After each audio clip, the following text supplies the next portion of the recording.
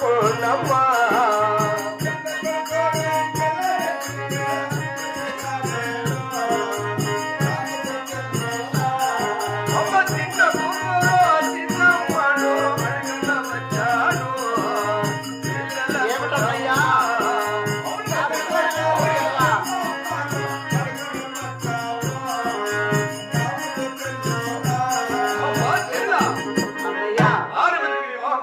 అవును, చిన్న కొడుకు వివాహం కాలేదు. అవును, నీకు కుమార్తె ఉందని తెలుసుకున్నా మేడ భాగ్యం మెచ్చి వచ్చానమ్మా.